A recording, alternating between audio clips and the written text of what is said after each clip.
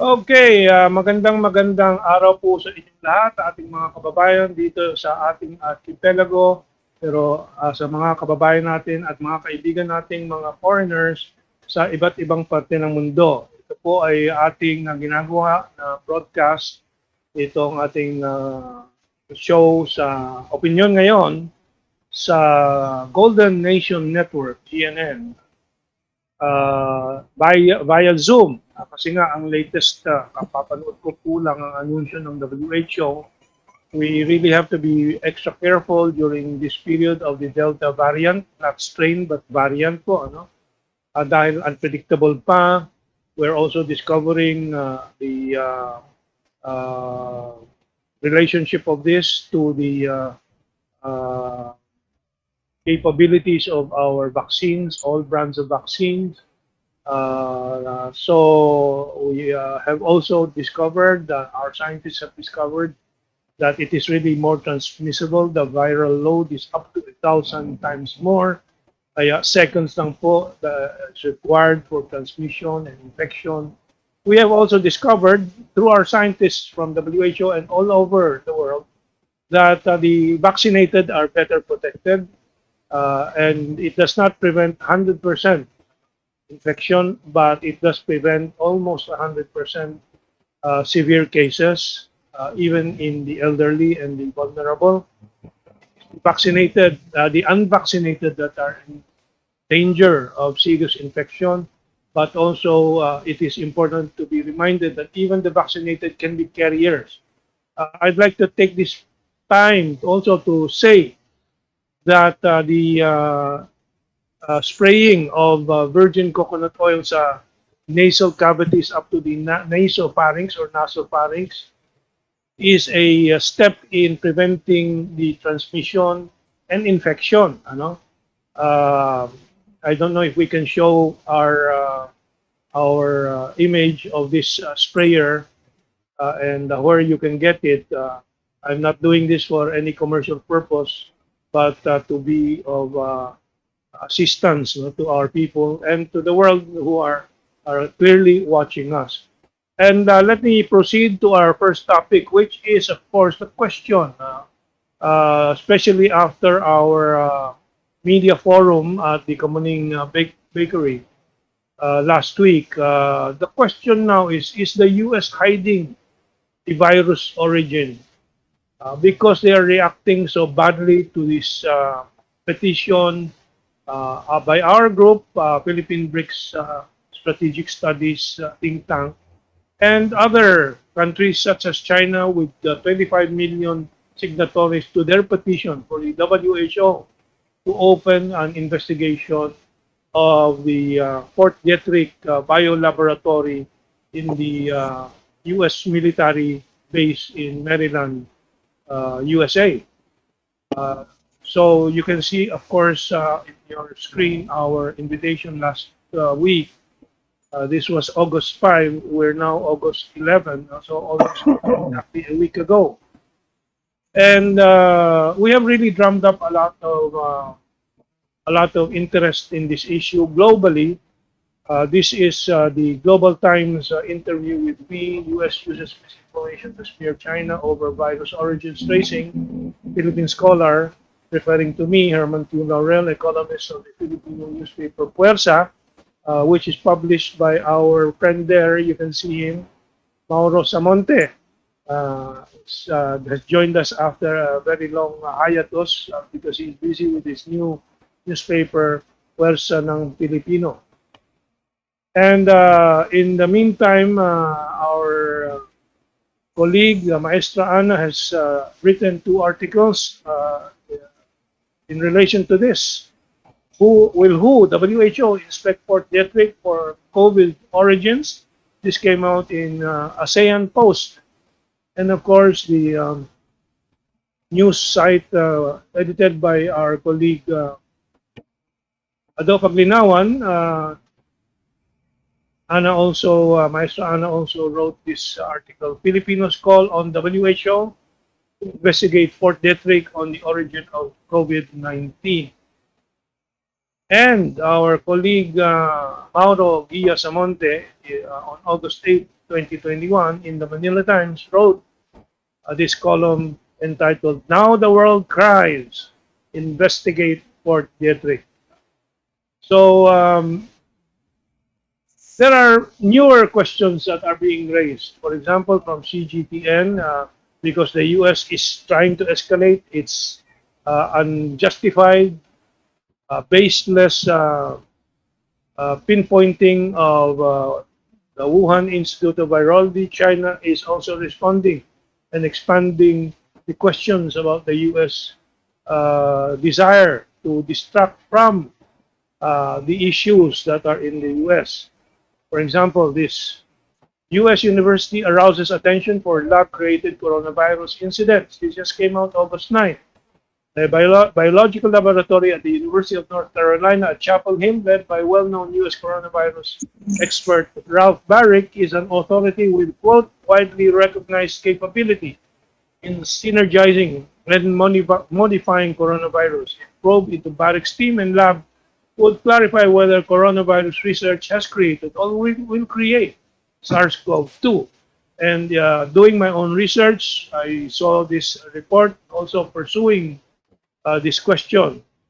Outside of Fort Detrick, the U.S. has also been conducting coronavirus manipulations. For example, this one from CGTN, U.S. virologists synthesized infectious SARS-like coronavirus in 2008 from a report of the Proceedings of the National Academy of Sciences of the United States. These are official reports.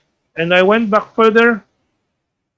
This one is from May 28, 2015, Inside America's Secret Labs, Biolabs, a report by the USA Today. At a few labs, and remember, this is 2015 and there is no pandemic yet. It is the Americans themselves being concerned about their own biolaboratories and the experiments with the coronavirus.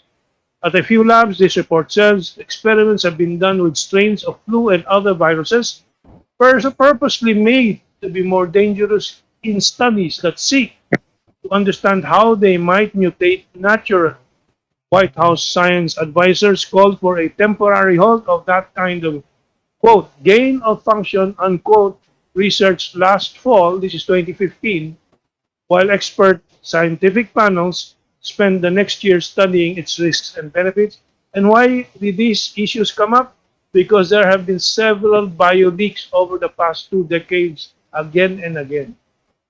So these are the questions we will tackle with our two regular colleagues and our special guest, Mauro Guillasamonte.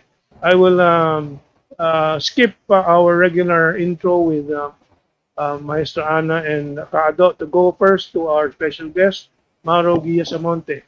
Bakit ka nagsulat ng article mo, Mauro?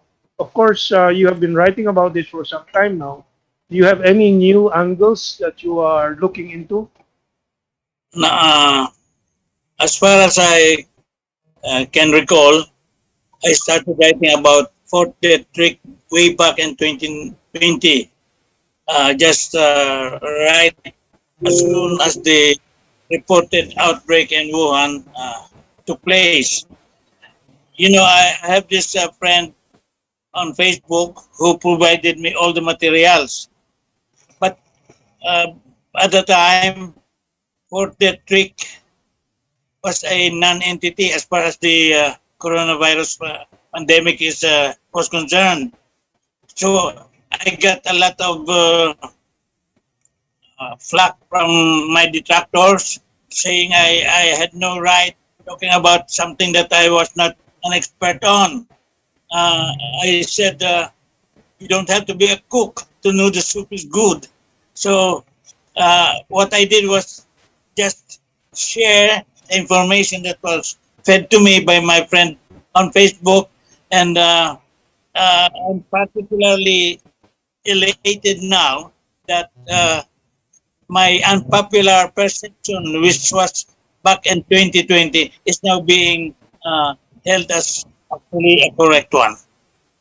Well, that's a good news that you wrote about it, because we need to inform the world and especially the Philippine audience.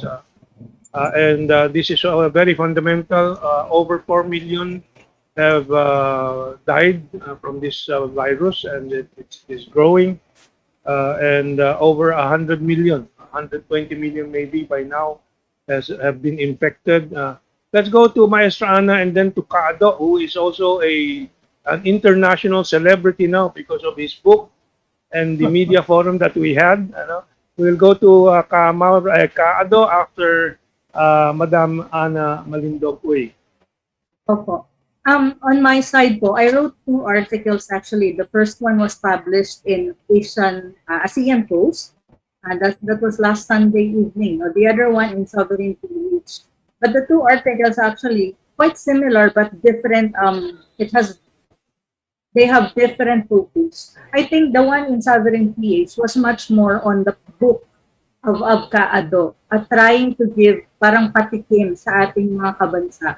What's the book all about? And the proof and the chronological events that was documented by Kaado.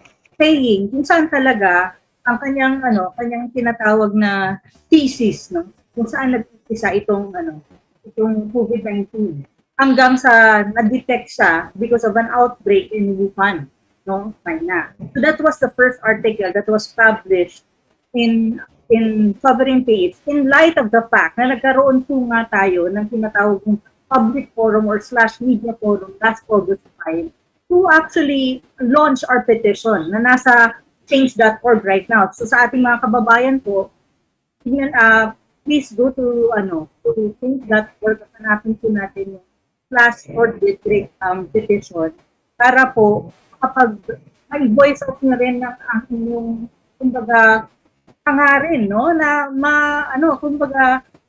we can actually be instrumental in trying to find out saan ba talaga nag-umpisa, saan ba talaga nagmula itong COVID-19 virus. Kasi importante po yan. Sa dami ng namatay, sa dami ng nagkakasakit, sa ekonomiya po ng mga bansa na nagkikita, I think it's about time for us to be more concerned about the origins of the virus. Doon naman sa ASEAN Post na article, it was focused still on the media launch that we had, but it's much more as well featuring the clamor for Fort Detrick and other biolabs in Europe and even the US to be open for investigation by WHO, precisely because nauna nang investigate ang Wuhan laboratory. So far naman, ang sinabi ng mga experts ay walang there's no truth the lab leak theory. So na-open na yun. So it's again high time for other biolabs to be open to the investigation from America and also from Europe. Kasi tapos na yung Wuhan So fair enough, diba? So yun yung focus na nasasabi din na 14 countries, but I think according to comment of 55 countries na ang sumulat sa WHO na huwag i-politicize ang question ng COVID-19, but rather use science to find the virus, no? Kung asan yung origin niya. So, yun yung dalawang article na sana po ibasahin niyo. But again, it's actually focused on the interview with the maestros and also of the petition. So, yan po ang importansya ng dalawang article.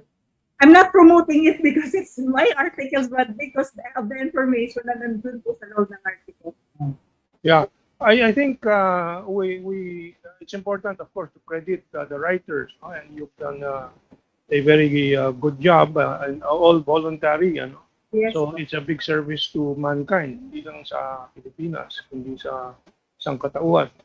We have 11 minutes and 9 seconds to go dito sa first segment natin. Let's now go to the star of the show. Let me just first read a letter from Jeannie Ju, Ju, a journalist from Economic News Department at China Central Television, requesting for a live interview with Kaado. Of course, we have been broadcast our interview with Xinhua in Chinese media. I also received just dated that yesterday, but I just read it today, from the Voice of America asking more details about our group, our petition, and so on. So we're catching international attention. And I think this issue will go on for the next many months. Kasi nga, until this is resolved, and more data and information is gathered about the origins, this will not end. So let's now go to Kado. What are your reactions? We have 10 minutes.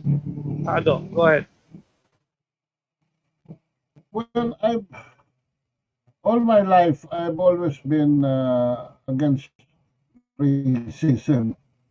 And it was basically uh, when former Secretary of State Mike Pompeo, alongside Miles Yu, his top China policy advisor, wrote on February 21, 2020 sa Wall Street Journal itong isang opinion editorial entitled China's Reckless Labs Put the World at Risk, declaring that the coronavirus pandemic is the result of an accident at the Wuhan Institute of Virology. Before this came out, I was on an earnest search because people are starting to hype about this coronavirus. Hindi naman tayo scientists, no? We're journalists, we're writers. So, sinusubaybayan lang natin ito. But when something sticky like this comes out and appears on Wall Street Journal, I've always been monitoring U.S. developments because I worked in the Philippine Embassy in Washington, D.C. for 7 years. And this has been part of my reflex already. When something like this, there's something in my head that says, and the next day, a certain Stephen Mosher picked it up in the New York Post, which might have been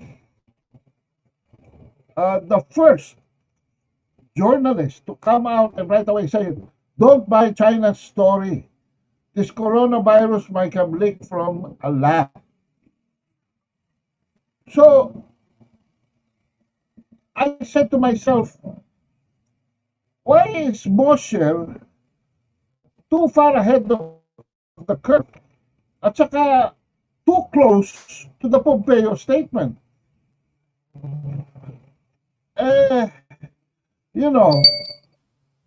That's when I started writing. I said I better do this and write some notes. And initially, in the initial notes, I decided I was further motivated to go into a deeper research. And it was a series of 24 articles that started on April 13 that I serialized up to May 29 in what Kaana called the sovereignph.com before I synthesized the whole thing into a book and printed it November of 2020. As a survey, basically, it relied mainly on overt intelligence provided by the mainstream press source primarily through the internet, with some validations drawn from social media, all of which are therefore public information properly archived source. But this is how it all started, from a nonchalant reading to a more involved surprise on why a Secretary of State would behave that way, aroused my curiosity and further motivating me into going more seriously into the study and writing of this particular topic. Okay. Let me just also read, and this shows the curiosity now of the Americans with what we have been doing here. This is from William Eccles. Eccles, Echol. Hello, sabi niya, I'm a reporter from the Voice of America, which is of course the state media of the United States of America. And ang mga question niya are we being financed? Are we being paid? And so on. So it's important for me to state right now Yes. that the book of Kaado was written even before this 2021, before of course, there's question here because Kaado and I are awardees of the APCO, Award for Promotion of Philippine-China Relations, Understanding, and so on. So they're asking, is this related there? No. Kaado wrote this in 2020. There was no APCO awards yet. There was not this kind. There was no China virus uttered. There was already by March of 2020. Trump already uttered China virus and so on and so forth. But that died down when Biden took office on January 27, 2021. Biden banned the use of the term China virus, Wuhan virus, Kung flu sa official communications of the US government, but then changed his mind around 2 to 3 months later, and because of prodding of his intelligence agencies. It seems that for me, they were already worried that the world might focus the attention on Fort Detrick and these other biological laboratories in the US. So, in other words, I'm trying to point out that there is global curiosity about what we're doing with this petition now. And I will tell the public that after the lockdown, we hope to present this petition personally with our group and others who will be joining us to the WHO headquarters here on United Nations Avenue, Patefaura. Patefaura pala. I don't know what it's called now, Corner Taft Avenue, if it's still the WHO headquarters. So we will escalate this until we find the truth about Fort Detrick and all these other American laboratories. In the meantime, we have 3 minutes. Let me go back and give 1 minute to Kamauro. So Kamauro, what do you think should be done? By the way, Taglish tayo, pwede ka mag-Pilipino, no, Kamauro? In retrospect, mga kasama, I can recall that at the time that I wrote about Fort Detrick, nobody else was doing it except probably you and some other, no? But not the way it is being treated now. What I'm trying to say now is, had you taken up this issue as early as when I did, in this manner, in this kind of aggressive manner, we could we not have prevented a lot of deaths already by now. Although it exhilarates me to know that the cause that I was taking up early on was being taken up today, is still I cannot detach from the feeling that we could have done a lot better, a lot more by way of assuaging the pains from the pandemic had we done this kind of campaign we are doing now early on. Okay. And let's go to Maestra Ana and finally to Kaado to wrap up. Maestra Ana. Naintindihan, I actually understand yung kay Kamauro, no, na sinasabi niya kung mas maaga pa itong naumpisahan na petition or yung focus na yung book, no, and all that, tsaka yung about the Fort Detrick, probably daw nga mas makontain pa yung situation kasi ngayon talagang sobrang nakakamangha at nakakatakot actually, no. Pero ang ano naman dyan, ang good side is talagang the universe would always make a way. Kasi if you look at the situation, the book of Kaado, actually, ang ano doon sa book niya, kasi I have a copy, April 2020. Nalabas niya November 2020. At hindi pa ito pinag-uusapan. So yung confluence of factors, it's something that the universe are just orchestrating. Na lumabas din yung issue ng WHO, trying to have a second proof, and then nagsabay-sabay eh. So that was the perfect timing, I think. There's always a perfect timing. The perfect timing to push for the petition is actually at this time. Okay. We have 30 seconds left for the star of the show, Kaado. Go ahead, Kaado, wrap it up. Well, it is not Biden who's really trying to revive this.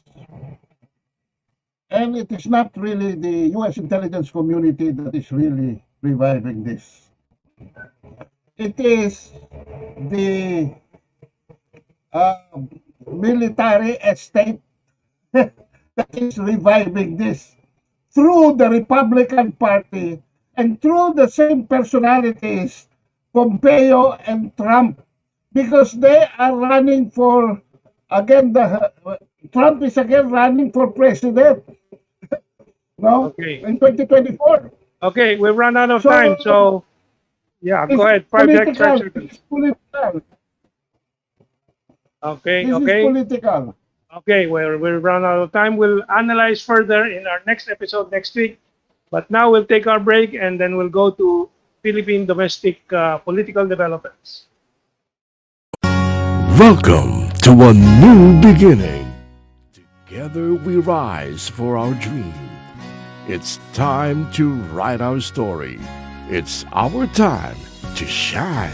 Every Filipino knows nothing satisfies like a hot, steaming bowl of goto. Any time of the day or night, anywhere. It's You can find sa cable TV. I don't know the name of GSAT, GSAT, and will be available in January free TV because we thought tatayo na yung mga repeaters this year pero hindi pa po naitayo. So it will be on channel 45 and 46 sa Enero sa free TV sa Metro Manila. But you can also watch it by satellite TV in many provinces, capital cities in our provinces, Davao, Cagayan de Oro, Cebu, si Maestra, yung kanyang mga kababayan sa Leyte ba? Leyte o Samar? Leyte and Samar. Leyte and Samar are able to watch this on the GSAT, But dito sa Metro Manila, either by YouTube, panoodin po ninyo yung mga back issues, back episodes. Okay, we're going to start on our second topic in a few seconds. We'll start our timer. Let me just repeat po yung title. Ito po, Philippine Leadership and Values. Ito ay tungkol po sa kaibahan ng mga values, particularly at this time dahil si Duterte, and ako napansin ko talaga yung luho ni Isko sa sarili niya, And this is not just to talk about Isko, but to talk about yung, halimbawa, I helped ERAP, pero maluho din si ERAP. Puro maraming mansyon and so on. Anong kaibahan nila with Duterte and other leaders, other leaders who are offering their leadership to this nation. Okay, I'll ask Tajos to count down.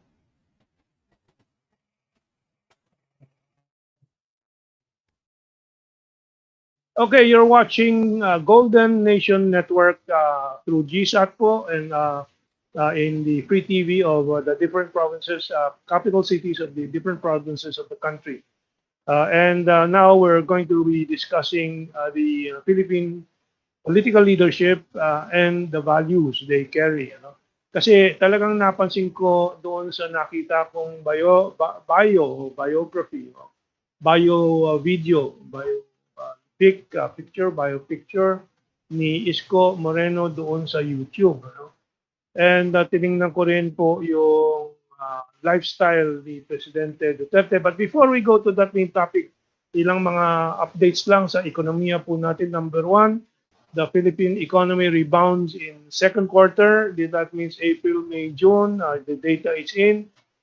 GDP expanded 11.8% year-on-year. Kumpara sa nakaraang taon, it is rebounded by 11.8% itong second quarter. The statistics agency NEDA says, after straight quarters of contraction, the increase, the best since the last 2 months of 1988, was driven by a rebound in construction activity, of course, build, and consumer spending. Bumabawi yung mga consumers, namimili.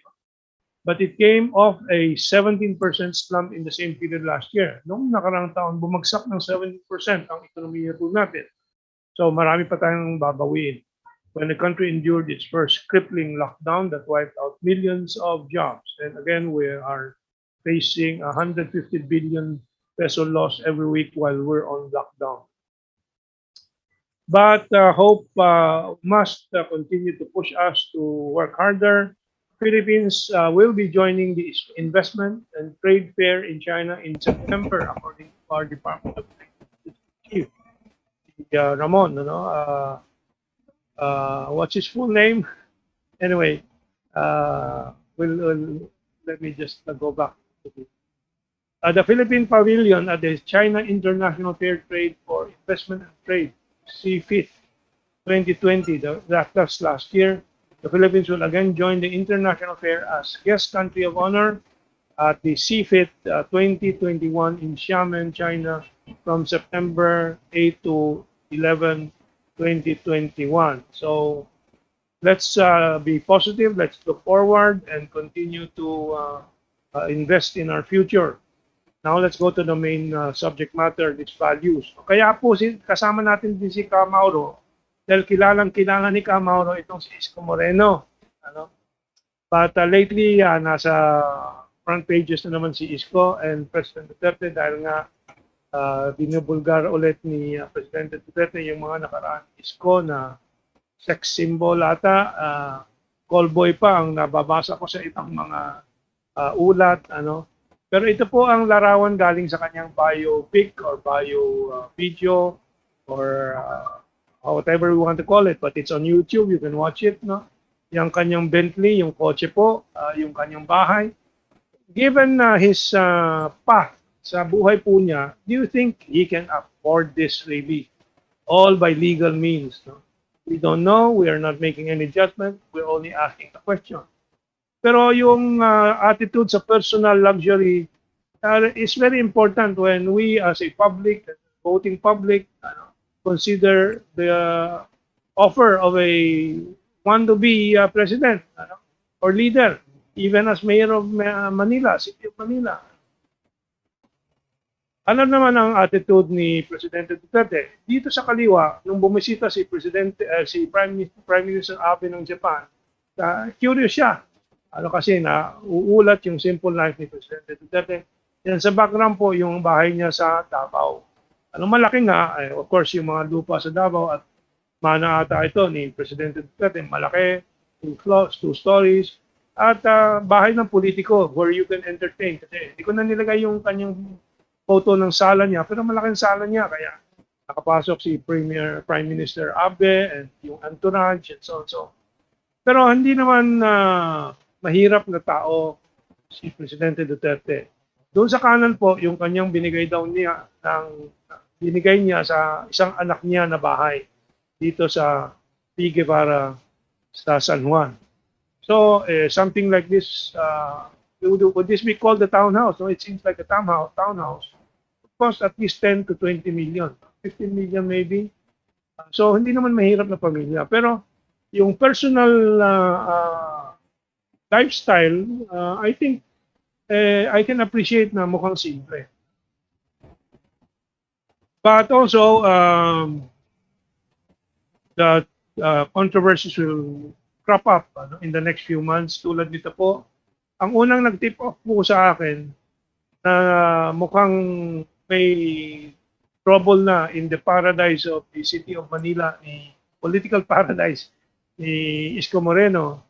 Itong si Malu Tequia ay nag-resign na as President of the Universidad de Manila effective August 13, so 2 days from now.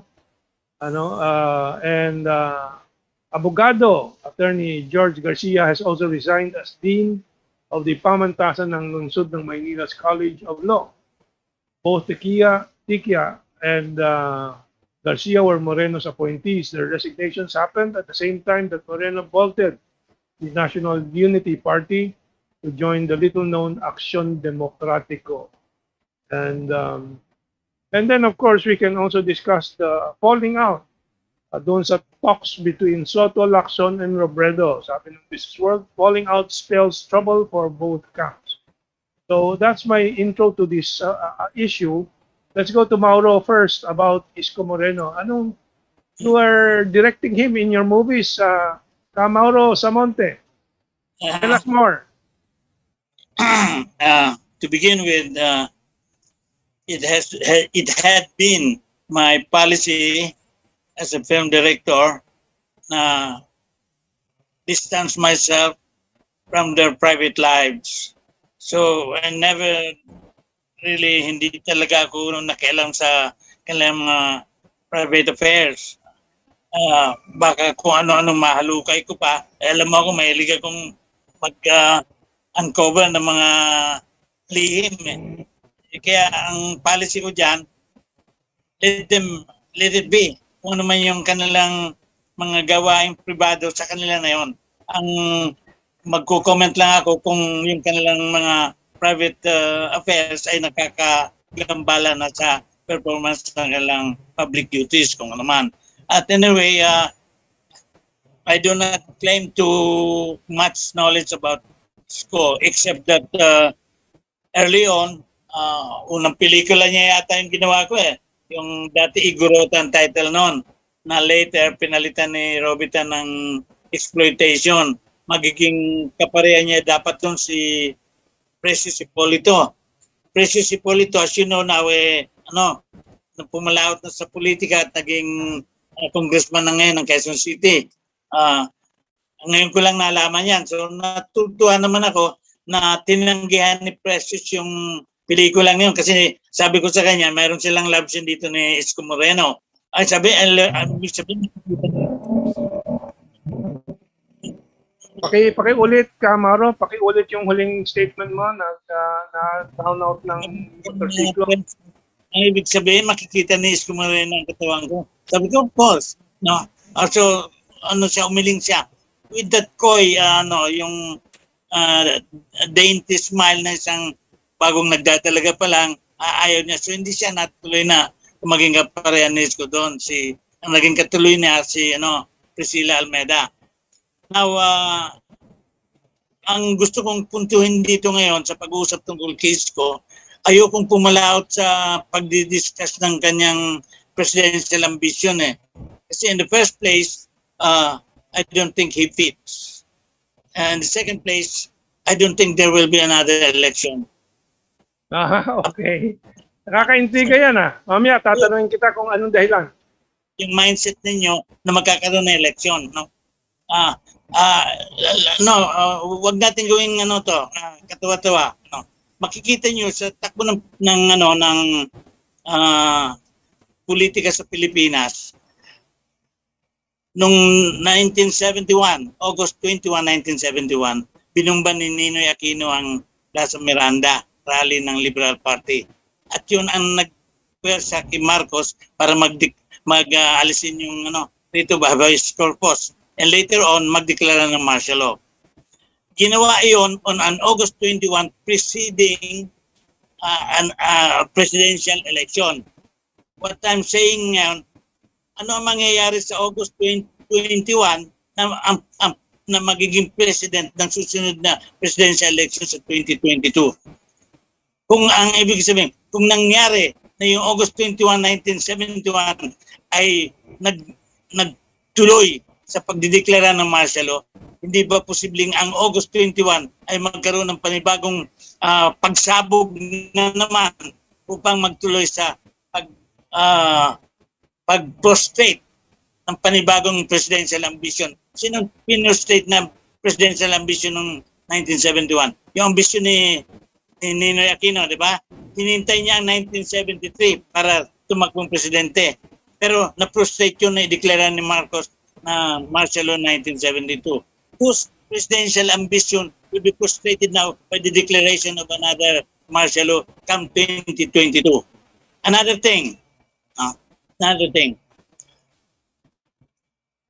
Si Ninoy Aquino was not yet known at the time, pero siya ang kandidato ng CPP sa parliamentary struggle. Sa ngayon, malakas ang tunog. Si Isko Moreno ang kandidato ng CPP and PNDF sa presidential election. Hindi ba nagkakaroon ng analogy? Hindi pa masyadong kompleto ang analysis ko rito. Ayokong sumakay muna doon sa mindset natin na magkakaroon ng panibagong presidential election na para bang walang mga circumstances na epekto sa mga pangyayari. Magkakaroon ng panibagong August 21 that will lead to a declaration of martial law in 2022. Okay, magandang ano yan, usapan yan. So, let's go to Maestra Ana. Maestra Ana. Natutuwa ako kay Kamauro, Mentong. Yung kanyang yung nakwento kasi sa akin yung kanyang paradigm of trying to predict kung magkaka-election o hindi. So, well, let's see, no? That's one perspective. Ako naman, balikan ko lang yung maganda po yung balita na nagkaroon ng a little of 11.8 yung GNP ata yan ng Pilipinas despite na nasa COVID. Maganda na po yan. Kasi nasa negative tayo before. Ngayon at least umuusad. Pero still at the end of the day, hindi tayo pwedeng maging complacent kasi ayun nga, nasa lockdown pa tayo at still, apektado na naman ekonomiya natin. So, we really have to be very, I think we really have to take the COVID-19 pandemic seriously, especially the Delta variant. Ang balita ko nga po sa mga friends ko, karamihan ng tinatamaan ng virus na Delta, yung variant na yan, ay mga bata. Ang St. Luke po ay sarado na ngayon kasi wala ng spaces. So, let's take it seriously for the sake of our family in terms of health and for the sake of the economy. On the other hand, when you talk about values, ang sa akin po, pagdating sa public service, isang perspektibo lang ang pinanggagalingan ko diyan. Public service is a calling and a vocation. It's not a profession that anyone who wants to enter in public service or wants to be politician na magpapayaman ka. That's not how it is. It's always been for me a calling and a vocation. Na kapag pumasok ka dyan, yun ang isipin mo. Hindi ka nandyan para yumaman. Nandyan ka para magsilbi sa bayan. That has been my paradigm even when I was high school and elementary, no? Because I was very much into politics, but student politics, student council and all that. So ganun talaga dapat. So ngayon naman, sa issue naman ni Isko, balikan natin. Ang presidente kasi, ang kinikriticize sa kanya is yung palpak na isang event na pumalpak siya doon sa pag-o-organize ng kanyang bakuna sa Manila. So yun. Ang problema kasi ni Isko is imbis na he takes it constructively and kumbaga rectify the mistakes. Kasi nakita yon sa TV eh. Ang ginawa niya, bumabanat siya sa Pangulo below the belt. That's the problem. Bumanat siya below the belt. Now, you don't do that to someone like Digong. Kasi si Digong, if you look at him, at saka kung titignan mo ang background niyan sa Davao at paging mayor, hindi yan umaatras sa mga ganyang banatan. So this is now the time that Digong is nare-rest back siya. Pag rest back naman, problema, nagre-react sila na parang kinakawawa si Isko. Hindi naman, kasi ang unang criticism dyan is yung kanyang performance, na ayusin mo. Pero ang problema nga kay Isko, bumabanat siya below the belt. Sa president, anong sinabi niya? Sabi niya sa president, natutulog lang daw ang presidente at kung gabi na magising para magtrabaho, that's below the belt because that's not the president. So yun yung problema niya. So ngayon, ang problema niya, bumanat ang presidente. Paano ba yan? Yun yung sinasabi ko. Well, what about what insight do you have about the resignation ni Malu Tatia at ni Attorney Garcia? That's significant, no? Oo, so that's very, very significant, I think. Kasi if you look at Malu, I think Malu is a very good political strategist. That's one thing I can say. And she's really a professional. And she has her credentials backing her up. Tsaka academic din yan for so many reasons, no? Kaya lang, nung umagang yon, kahapon ba o 2 days ago, parang umaga, may nag-tip sa akin na kaibigan ko na, Ana, I think Miss Malu Tatia resign. Sabi ko, for what? Sabi ko, resign saan? Sabi niya sa university daw as president. Sabi ko, why? And I think that's 2022 pa siya magre-resign or matatapos ng term na 2023. Tapos sabi niya, conflict of principle or parang differences of principle. So, doon ko na nakuha na, there's something going on in the camp of Isko Moreno. Probably, they're not agreeing on certain core principles that Malu cannot compromise. Because Malu also is very principled person. She will not compromise things that is core to her, yung core values niya. So, I think that's much more the case. But of course, I'm not privy to anything because that was only discussed by a friend who knows probably the inside out of these things. Yeah. Let's go to Kaado and ask him. Kaado, some interpret this bolting from the NUL of Malutukia or of Mayor Isko as leaving behind Enrique Rason or whoever is supporting, which many people believe is Enrique Rason, the NUL, and going to Acción Democrático, the party of the late Raul Roco, which is a non-entity. But could this be the vehicle with mukhang kasama niya si Vico Soto dito, no? That is being developed by the Americans kasi mukhang alagang-alaga itong si Vico at itong si Isko ng media natin, that is mainstream media na is very influenced by the Americans. Sige, go ahead, Kado.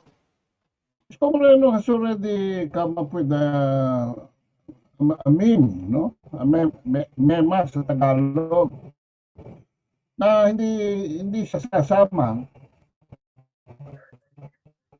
sa partido niya because sa partido niya is supporting sasama kung palitan lang. Parang hinting na it's a dynastical thing. So if NUP is going towards Sara Duterte, there's no place for Isko. He will have to look for his own place somewhere else. Now, there is something crazy about the 2022 elections as it has been going on. Itong mga amateurs, like Trillanes, Pacquiao, and Moreno, they insist on attacking the president. No, Digong is not running for president, excuse me. And Digong, you don't attack a very popular president at the peak of his popularity. You know, meron tayong kontrabida mentality, yung oppositionista, no? And that is prevalent in Trillanes. And Trillanes is also a non-entity now because 3% lang siya sa mga surveys.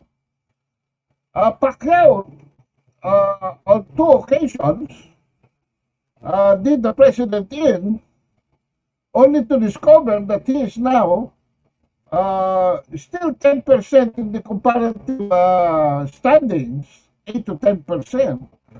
Pero bumagsak ang net approval rating niya to 2%.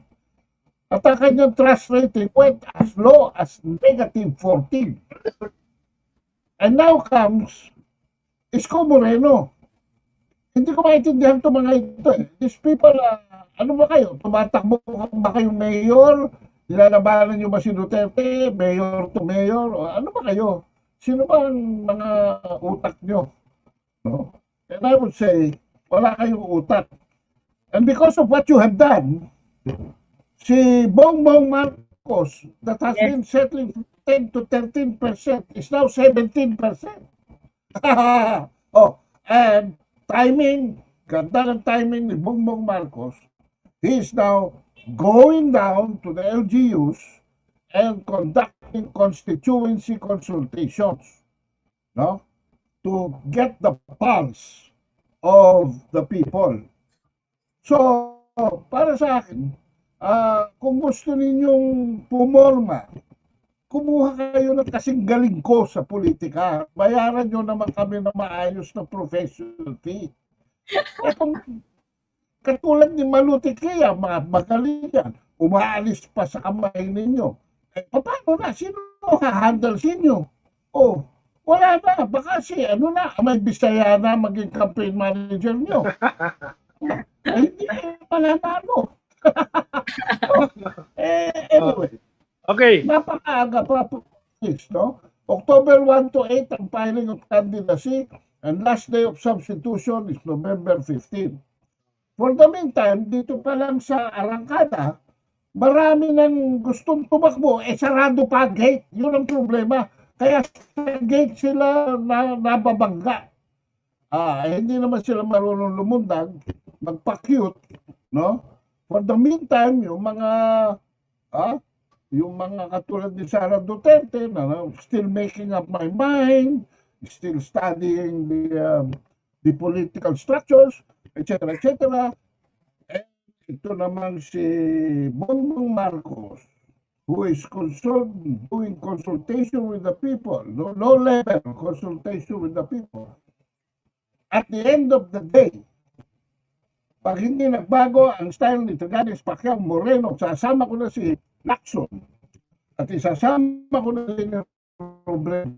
The race will be left to a Bongbong Sara Duterte. Vice-presidente o presidente, hindi ko pa alam, pero sila mamamayani dyan. May iiwan kayo sa pansitan. Yan ang aking masasabi. Okay. So let's get a reaction from Kamaro dito sa mga analysis ni Maestra Ana and Ado. Of course, you don't believe that there will be elections. Does that figure in any way sa iyong calculation? Nakakadagdag ba sa iyong projection? Yeah, Mentong, I'm sorry to say, pero wala dyan ang mindset ko eh. Kaya I didn't even have to prepare for this discussion. Una ang isip ko na I don't want election, and the less election we have, the better for the country. The more President Duterte realizes that he needs to declare another Marcos rule, the better for the country. So I'm sorry for Bongbong. A Marcos dictatorship will not come from a son, but from a ruling one-man ruler. This is the sitting president.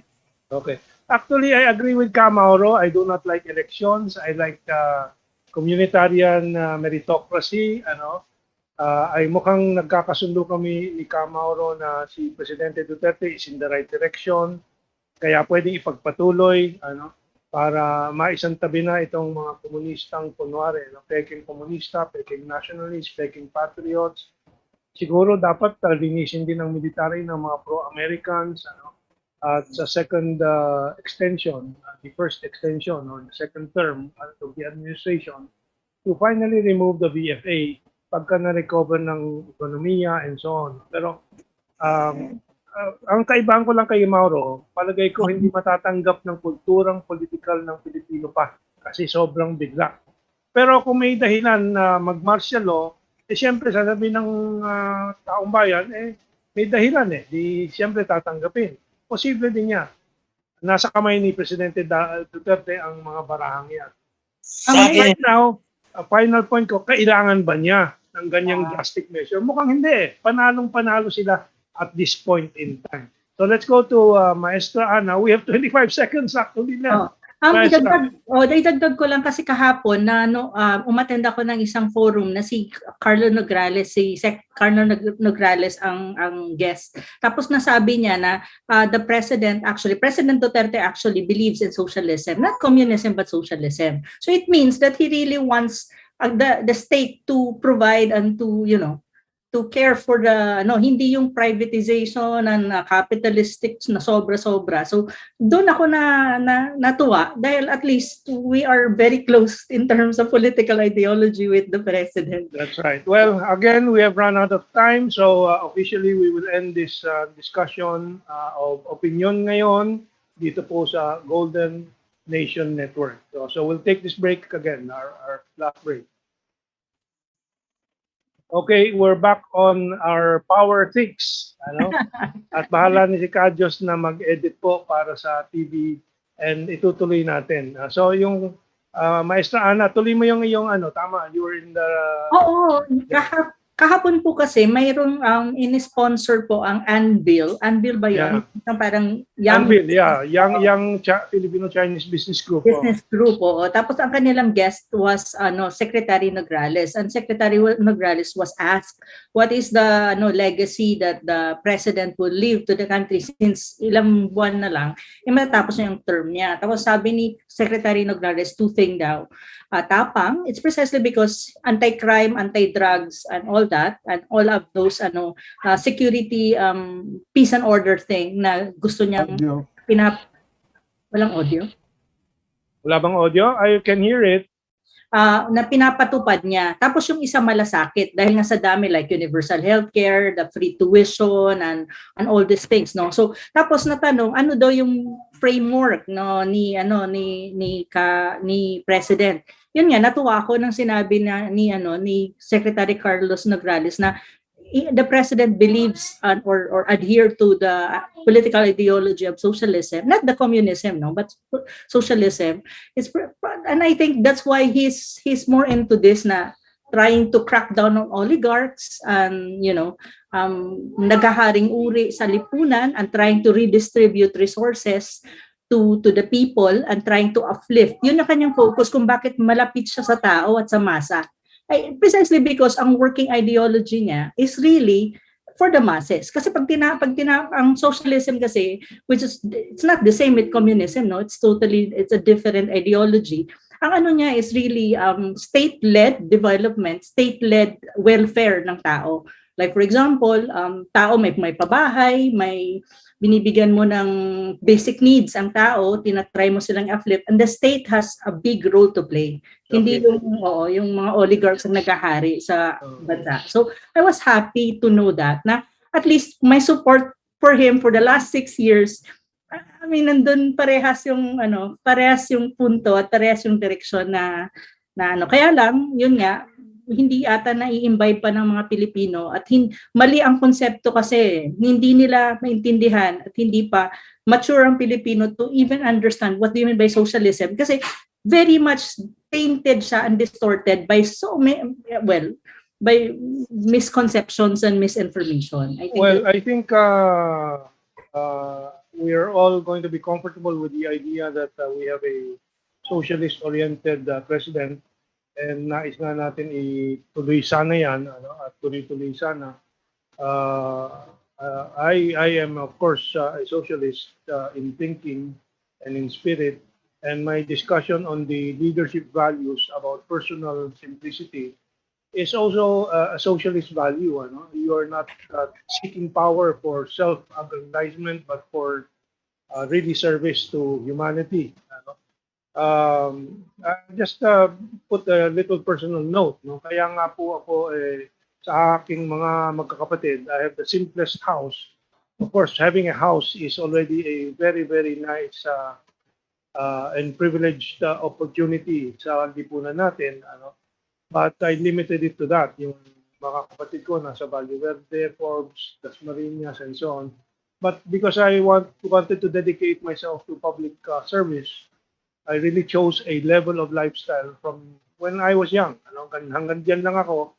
The rest will be to help others. I don't see that in most of our leaders. Si Gloria Macapagal-Arroyo probably is one of the better leaders, no? Pero nasa Forbes din siya. Of course, si Erap, maraming mansyon, maraming asawa. Mukhang tinulungan ko si Erap, pero I'm not for that kind of lifestyle and leadership, no? But I don't know, ano reaction ni... Well, we are going to discuss the next hour many things. So free-willing na po tayo, no? Kamauro, no? Kaado. Let's go to Kaado first before we go to Kamauro. Kung anong idadagdag niya dito sa discussion. Well, sa aking pag-aaral ay parang nagkakaroon ng confluence ng ating history at saka itong mga models na lumalabas ngayon sa international arena. Dahil sa panahon ng ating mga bayani, sa pamamahayag ni Apolinario Mabini, nakita ko na si Apolinario ay hindi lamang pala utak ng ating revolusyon, kundi siya rin ang database. Kaya sa kanya mga lumalabas na mga libro, mga aklat at mga pahayag, essays, no? Ngayon lamang ay nababasa ko lahat, pati yung inside story nung naging buhay ni General Luna ay base pala yan sa account ni Apolinario Mabini. Kaya it's very heartening na ang ating revolusyon ay virtually natapos with the declaration of the First Philippine Republic after the Malolos Constitution was adopted sa Barasuen Church in January of 1899. At sa kauna-unahang pagkakataon, nagkaroon tayo ng isang konstitusyon, sa ligang batas na talagang itinatak ng mga Pilipino. At nung himay-himay itong ano na ito, nagtutugma dito sa lumalabas ngayon na modelo na umiiral sa China na vertical democracy. It is an authoritarian government, but guaranteeing and presiding over a very wide base of horizontal democracy sa baba. Tapos, naka-vertical ang governance. Kado, meron kang horizontal, vertical, baka hindi lahat ng audience natin nai-imagine, no? Paliwanag mo in more plain language. Ang konsepto kasi po natin ng kalayaan ay horizontal, no? It's horizontal. Everybody equal. Ano sa Tagalog ang horizontal? Anong sa Tagalog ang horizontal? Patag, mula kaliwa, pakanan. No? Ganyan. Mula dito, papunta sa kanan. Pantay-pantay lahat ng tao. And much of the sections and articles of the Malolos Constitution was really to assure, parang Bill of Rights, no? The democratic delineation of freedom and liberties na pinalalaman ng ating mga ninuno sa revolusyon. Pero, ang pagpapatakbo po ng gobyerno ay hindi yung katulad ng pagpapatakbo ngayon na nangyayari, katulad nitong kaguluhan natin ngayon, sa sobrang kalayaan, napakaraming political parties, magulong-magulo, wala mga panuntunan, paano magtatayo ang isang tao na kandidatura at pagka nanalo na, ano mga values na i-adapt niya. Ang gobyerno nagsisilbing vertical, no? Pag ganun, authoritarian. Para nga mai-guarantee yung horizontalization ng rights. And in a way, if you look at it, in a way, this is a form of socialism, no? Kung saan ang number one ay ang national interest ng mamamayani and the wealth of the country will be as much as possible evenly distributed. Pero sa kasamaang palad ay hindi nagtagal ang Malolos 1899 Constitution because hindi naman ito hindi pumayag ang mga Amerikano na ito'y mabayani. And in fact, in 1902, nagsimula ang Amerika mag-construct ng constitutional democracy dito sa atin that went on to the 1935 Constitution and so on and so forth up to the 1987 Constitution, which are all colonial influence. Kung saan ang namamayani yung sinatawag ni kaana ng mga oligarko at mga naghaharing uri. At ang mga taong bayan ay kumbaga hanganga waiting for their turn for their interest to be served. So, yan ang sitwasyon ngayon dito sa that's why ayaw na nga ni Mauro na mag-eleksyon at ayaw mo na rin Mentong dahil yung number one freedom hindi na siya serve, which is the freedom from hunger and want by most and the majority of our people. Dapat Yeah. unang Papasok ako dyan bago tayo pumunta kay Mauro dahil gumagalaw na naman si Mauro, meron nang idadagdag dito sa diskusyon natin. The right to freedom from hunger, no? Kaya ang electoral democracy ang pinopromote ng oligarkyo, kasi kailangan merong cover doon sa kanilang panhuhutot ng lahat ng mga yaman ng lipunan, ng mga lupa, ng komersyo, para sa sarili nila at hindi mahalata ng taong bayan, ng masa. At sasabihin na may election naman eh. Kayo naman ang pumipili ng pinuno eh. Ano? Pasensya na kayo. Ano? Mga desisyon nyo yan. Samantalang, ang responsableng liderato, tulad ng, sabihin na natin, Communist Party of China, Communist Party of Vietnam, or the People's Action Party of Singapore, authoritarian sila kasi sinasabi nila, election, ano bang,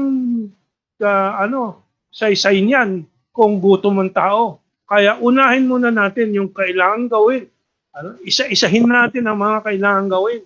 Pagkain muna, kuryente, tubig para sa lahat, tapos productivity ng ekonomiya, makinarya, at lahat-lahat ng mga kailangan para makapag-produce ka ng pagkain, ng damit, ng mga materyales para sa pambabahay ng tao, ng mamamayan, And so, yan ang ibig sabihin ng socialism. May kukuha o may aako ng responsibilidad at hindi yung mga politiko na ginagawang dahilan. Alam naman nila ang ginagawa ng oligarchs, alam naman nila ang ginagawa nila Ramon Ang, nila Manny Pangilinan, ng mga Ayalas, na mga rason na yan na kakamkami ng ilang mga industriya para sa sarili nila, hindi para sa kapakanan ng lipunan. Tapos sila ang pupondo ng eleksyon, sila ang pupondo ng Smartmatic, sila ang pupondo ng mga Lacson, Soto, etc. Isko, mga artista, at doon po lilinlangin ng taong bayan. Kaya ang taong bayan natin, believe kay Angel Locsin, Isko Moreno, Lito Lapid, yan ang isang talagang kasuklam-suklam sa akin. Walang utak, marunong lang tumalon sa kabayo at sumakay sa saddle at lumusob. Yan ang liderato po natin. Hindi tulad ng Mao Zedong, Deng Xiaoping. Si Deng Xiaoping galing sa may kayang pamilya, opera singer and so on. Pero lumaban sa Long March, naglakad ng halos nakapaan na lang sa yelo sa mga kabundukan ng norte basta doon sa mga malalamig na para makatakas sa Kuomintang. May struggle kasi gusto talagang magsilbi sa hindi lang sa bayan nila kundi sa sangkatauhan, sa mankind. Anyway, let me go to Kamauro. Ganyan din si Kamauro, radikal po din yan eh. Revolutionary din yan eh. Kamauro. Ay nga, akala ko sasabihin mo hindi mga kagaya ni Kamau. Okay. Alam ko nakasama ako sa mga dakila. Yung pala, Mautitong yan. Pero tama ko. Taka nga ako. Bakit natin pinagkakabalan pa itong mga putang ng Moreno? Sige. Siya sabihin yan eh. Natin pakikialaman ng pugi ng inang eleksyon nito. Sa karanasan natin, ako 80 anyos na ako, Mentong. Tapatan na tayo. Ayokong mamatay na hindi ko nakikita ang sosyalismo sa Pilipinas. Kaya tutol ako sa mga parliamentary struggle na lumilitaw.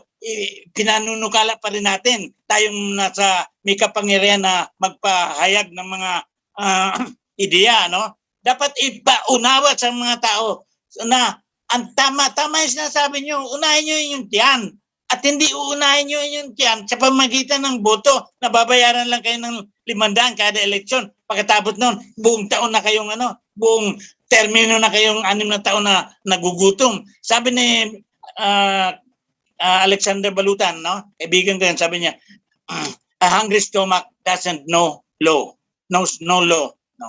Hindi nakakakilala ng batas ang gutom na tiyan. So, ibig sabihin, umalis na tayo doon. Pero Kamaro, bakit ba tayo nagtsatsaga pa na parang binibigyan pa natin ng pag-asa ang bayan na sa mga lumalahok ngayon sa eleksyon ay meron tayong mapagpipilian. Wala, lahat yan. Putang na pare-pareho yan.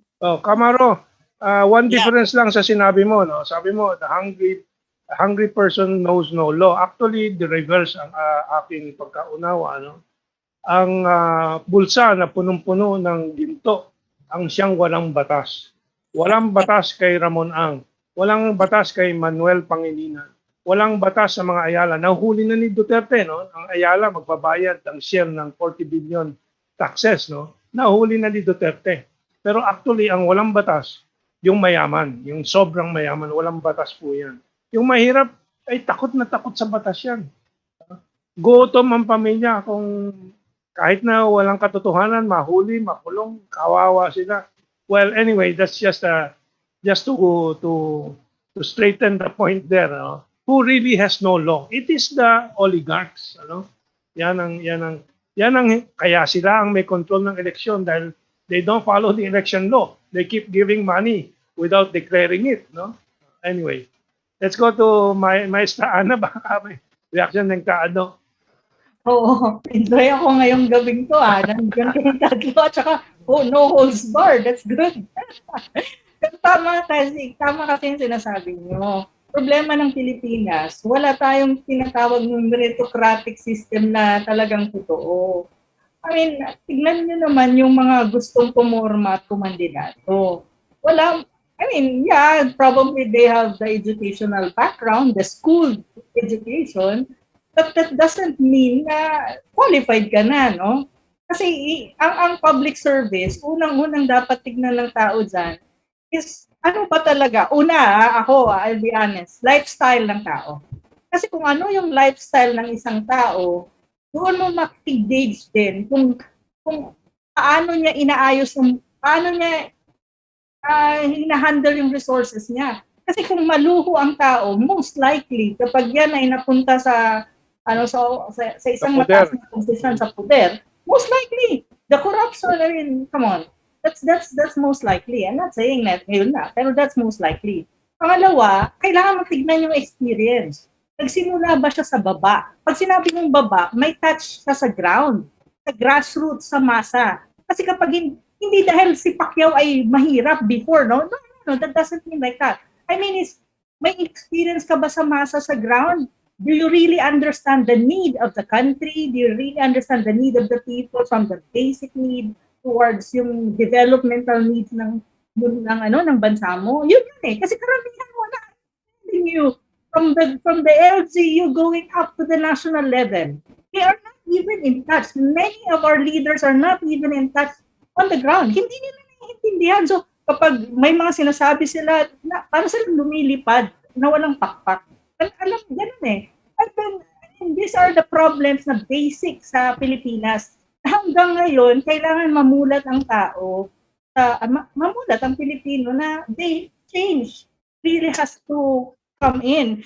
Change hindi lang dahil sa may presidente ka who's trying to make a change really. Kasi kung titignan mo si Duterte din, ano yan eh, ang experience yan from the very grassroots going up national eh.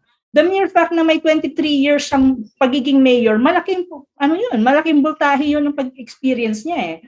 So ang sinasabi ko lang, hindi sapat na may pera yung kandida, lalo na, hindi talaga dapat maging consideration ang fame, ang pera or whatever. Pero dito sa Pilipinas, malaking bagay yan kapag kumakandidato, no?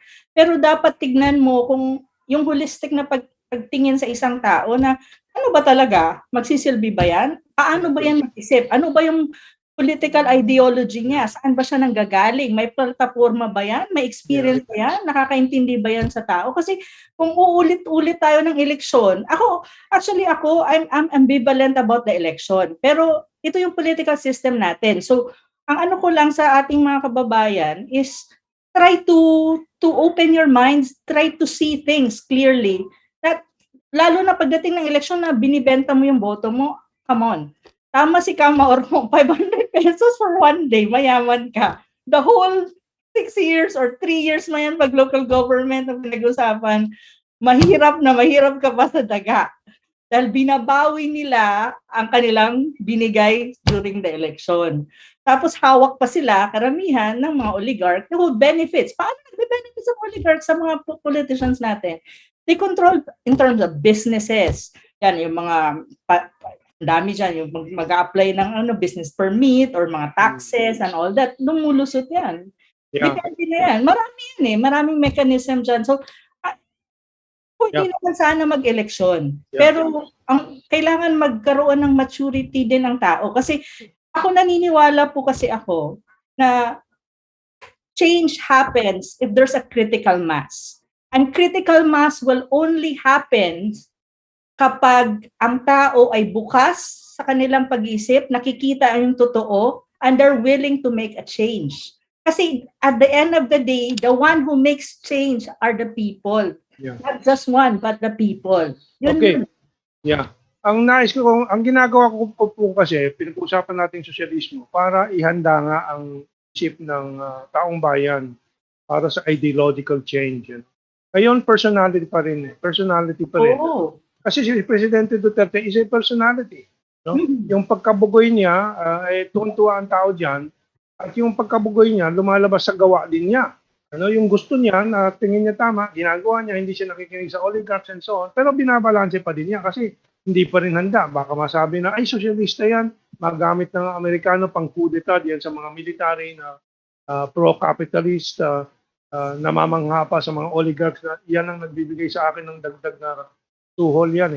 Nagbibigay ang mga oligarchs yan sa mga generals. Alam ko, dahil kaugnay ko ang Lusutan Group, tingnan mo yung mga executives nila, ang daming mga retired generals. Yun parang suhol yan parang protection racket din yan Hindi ko sinasabing masama na maghanap buhay after retirement ng mga generals. Pero yan ang reality kasi nga, dati ngayon maganda ng pension ng mga general. Pero dati, pulubi ang general pagka-retired. So mga oligarchs ang nagsusustento sa kanila. But for my last point before I go to Kaado, we have to prepare the understanding ng taong bayan sa sosyalismo para maihanda rin yung pagkapasok naman, pagkatuntong ng mga tulad ni Ana Malindog sa liderato sa lipunan po natin. Kasi right now, it's still sila Isko Moreno, mga ganyan, mga napoproject sa entertainment and so on. Not like Ana na gumawa ng NGO work, nagsilbi sa iba't ibang mga bansa para sa mga programs, social development programs and so on. Babalik sa bayan natin with a lot of learning and insight. Hindi ganyan wala pang panalo at least sa national level. Sa local, may political network ata ang pamilya ni Ana. Yan ang point. So, socialism is the future. And my last point before I go to Kaado is, nandyan din ang economic system for socialism. Anong ibig sabihin nun? Surplus production. And actually, kita natin, tayo ay isa't kalahating taon na sa krisis. Hindi nagkukulang ng pagkain actually. Distribution ng food ang masama. Kung talagang sosyalista tulad sa China nung nag-lockdown sila sa Wuhan nung ilang buwan na yon, anong ginawa nila? Kinikater nila sa bawat tahanan ang pagkain. Dinadala ng party members ng organisasyon ng partido ng komunista sa bawat bahay. Umaga, tanghalian, hapunan, nagdadala sila. Kasi handa for 2-3 years ang food supply ng China. Yan ang sosyalismo. Anong buffer stock natin sa food natin? 3 buwan, 2 buwan. Ang rice stock natin, ganyan lang po. China naghahanda din yan sa gera ng Amerikano. So, taon ang bilang ng kanilang mga reserves. But that is also socialism. So, anyway, let's go to Kaado. Kaado, I'm going to spin another issue which is the Lacson Soto Robredo talks. Bakit nag-collapse yan? And then Pacquiao, na suspend ang laban niya, pag-uwi pa niya, saan siya pupunta, meron pa ba? You gave some data on his fall from grace in the public eye, paki-elaborate doon. Katulad nga na sinasabi ko kanina, napapanggap si Pacquiao na he relates with the people. Yes. Pero ang mga taong nakapaligid sa kanya right now, of which he is a hostage, sino? Si Mikey Romero. Oligarko din yan. Si Albi Benitez, oligarko din yan. Naging oligarko yan dahil sa bingo. Oh. Tapos, ang pinaka maitim na political opportunist, si Coco Pimentel.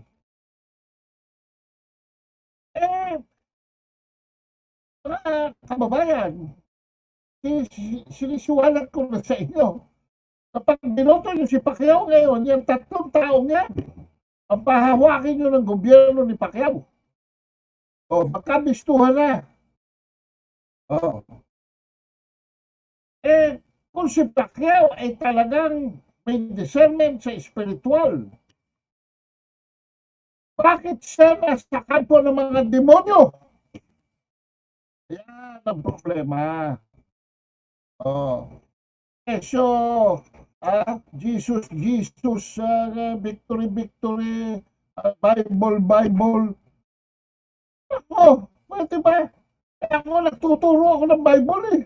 Pero takot ako na gamitin ang pangalan ng Panginoong Jesucristo to justify my weaknesses. Nako. Very private sa akin ng aking faith. And the critical test of a spiritual person is discernment. Anong discernment, mga kabansa? Discernment is the power and the capacity to determine what spirits are at work.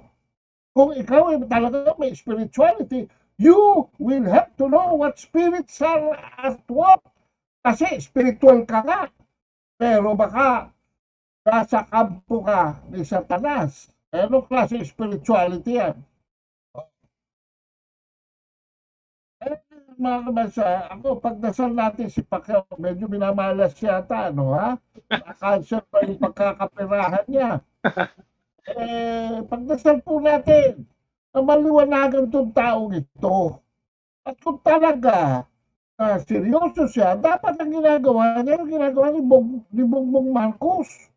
Going down to the grassroots, the local government, to find out from the people themselves. Kasi maaga pa eh, may oras pa eh.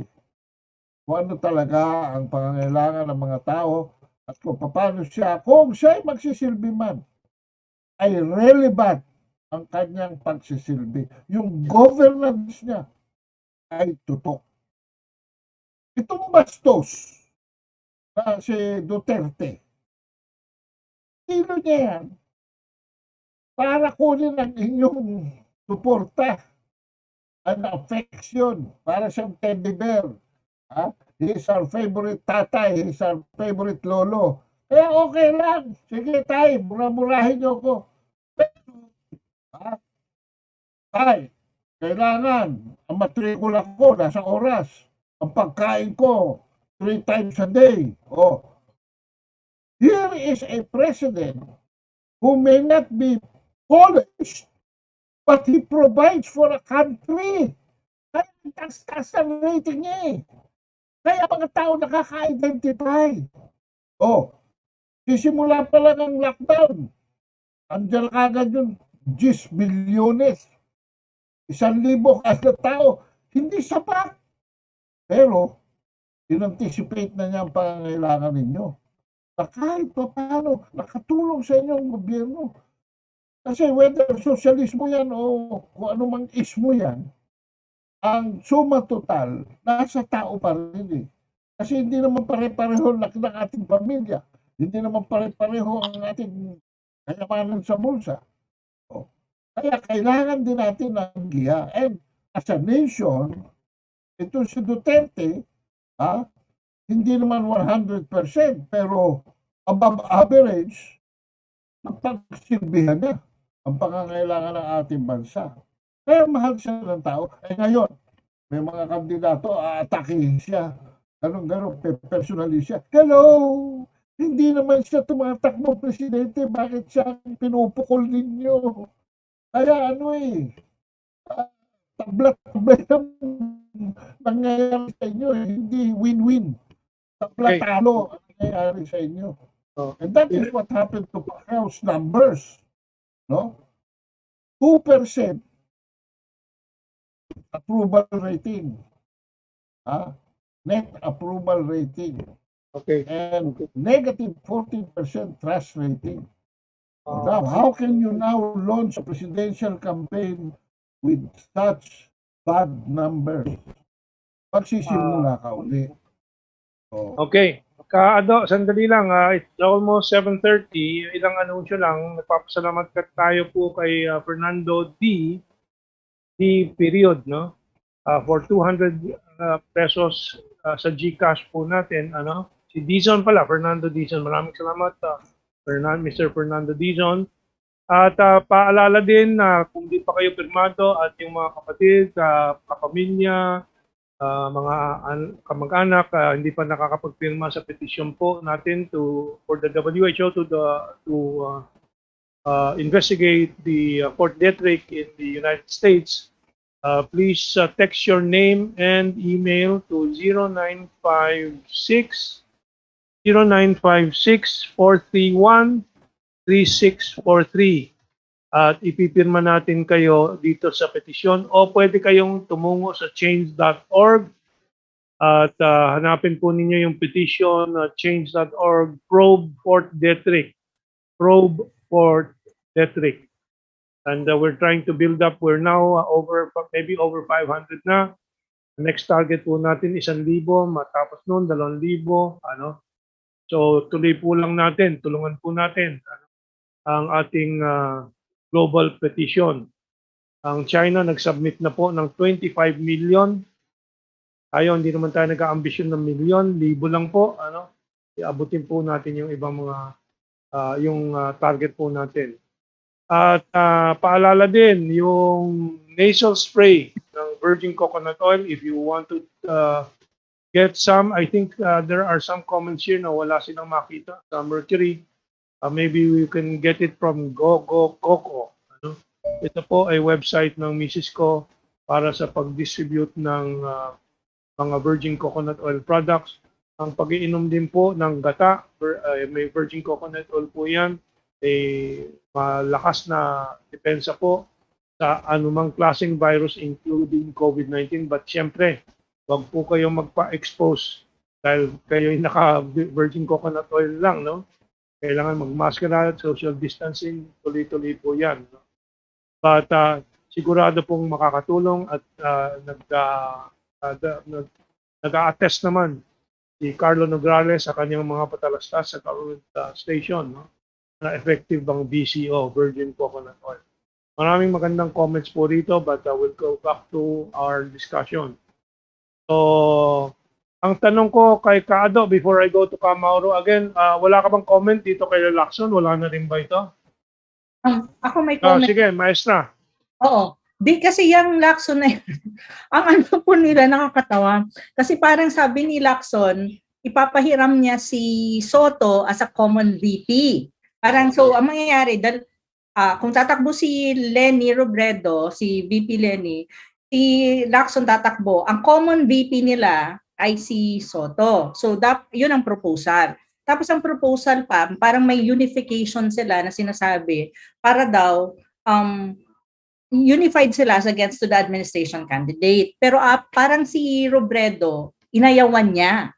Sabi ni Lacson, ni Soto, hindi man lang inisip or hindi man lang nag-isip or, think about it. Parang ganon. So may ganong klaseng sentimento itong Lacson and Soto. Pero nakakatawa kay Madam Lenny, sabi niya, ito nakakatawa. Hindi ko siya maintindihan at bakit pinablish pa ng News 5. It's really stupid. Sabi ni Madam Lenny daw, lahat sila tatakbo for president, tapos titignan nila sa survey kung sino nangunguna at yun daw ang susuportahan nila when the time comes. Ang tanong, sabi ko, kung ganon, ang tao, ang masasabi dyan is ganito. So, tumatakbo sila at titignan nila ang survey because of the survey. Parang hanggang survey na lang ba yan? Ito ba talaga ang klase ng mga kandidato natin? They are not running really because they want to serve. They are running for the sake of winning. Because they try to look at the survey. So kung halimbawa, si Lenny ang umaangat sa survey, dapat daw, like Lacson should give way, and then let Lenny win. Parang ganon. Sabi ko, hindi naman dapat ganon. Ano to, katawa-tawa, ginagawa mong survey-based ang pagtakbong bilang presidente. So pag nanalo ka, wala kang political platforms kasi mas tinignan mo muna yung survey kaysa mag-isip ka kung anong dapat mong gawin para sa bayan. So sabi ko nga dun sa post ko, ano to? Laban-laban tapos bawi-bawi.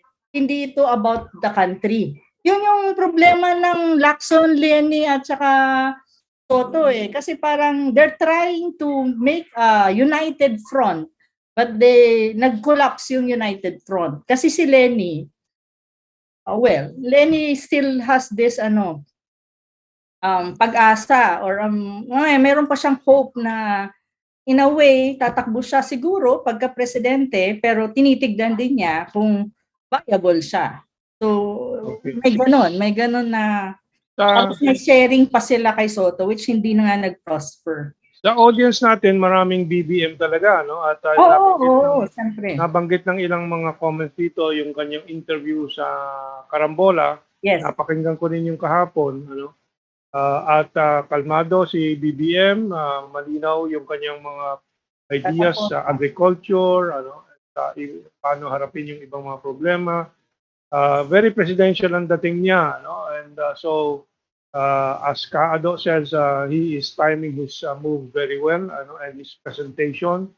One of the earliest presentation he showed was he is involved in the politics of unity and not division. And I think magugustuhan ng taong bayan yan. Okay, and pero medyo pa rin ako comment to. Yes. Pagdating, malinaw naman from the start na I am for BBM and of course I'm also for Sara if in any case, no. Pero ang worried ko lang that really BBM has solidified his forces kasi the yellow and the Catholic Church will do also its best not for him not to be president of this country. And also the Reds, of course. So, ang ko lang is, if any case he runs for president, which I'll be voting for him, definitely, no? Of course, sana wag lang against Sara. Sana masolidify ang forces niya. Okay. There's a new name here. I see Andy Tejones. Sabi niya, kaya ilagay sa inodoro sina Lacson, Soto, Isko, Manny, hawak ng mga oligarch ang mga animal. Alolokohin na naman ang mga Pilipino. Maraming magandang comments po rito. Sa kabila naman, let me just see. We can, sabi ni Alfred Ang, Lenny is useless, Ping is nonsense, and the rest of the opposition are rubbish. Let's see. Of course, I'm very happy to see Musikerong Panday again. Kasi yung pangalan niya nakaka-lighten up kaagad, Musikerong Panday. Go, Mauro, speak your minds. Musikerong Panday. Yung malutong na pagmumura mo, Mauro, gusto marinig ng ating audience. Kamusta? Anong tawag doon? Akimbo in English, no? Anong may dadagdag mo sa discussion natin at this point? It seems that Mumura ka, Mentong. Pag naapatan pa yan, panalo na tayo sa ating drive towards socialism. Alam mo, Kamentong, wala na akong may dadagdag kasi I've said my point.